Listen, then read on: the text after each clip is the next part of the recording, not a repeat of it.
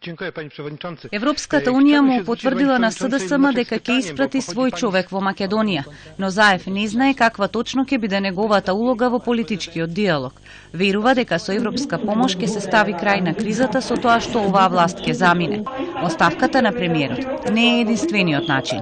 Постојат и други начини како де факто Груевски да падне како премиер, но ќе го оставиме тоа преговарачкиот процес да го каже. Затоа низ преговорите во делот на паѓањето на власта и владата да се дојде до преодна влада каде што тој нема да е премиер. Деталите би требало да оставите на самите преговори, заради тоа што би можело да наштетат на можни алтернативи на развој на преговарачкиот процес. За она што се разговараше во Страсбур, премиерот Никола Груевски во интервју за интернет портал рече дека европските пратеници и комесарот за проширување Јоханес Хан направиле многу за да им помогнат на политичарите. Можам да кажам дека тие вложија многу напори и време да ни помогнат, што секако треба да се почитува. Тие разговори ќе продолжат и ова само укажува дека Македонија има пријатели кои во кризно време сакаат да помогнат.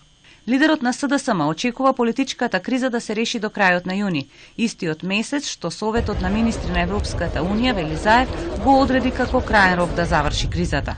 Месец јуни е очигледно почетокот на летото. Јасно име на сите, не треба да бидете посебно политички упатени, дека Груевски калкулира со лето. Ние нема да дозволиме да летото длабоко навлезе.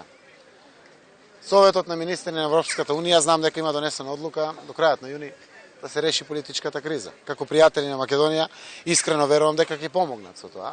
Заев очекува премиерот да поднесе оставка, но не верува во тоа.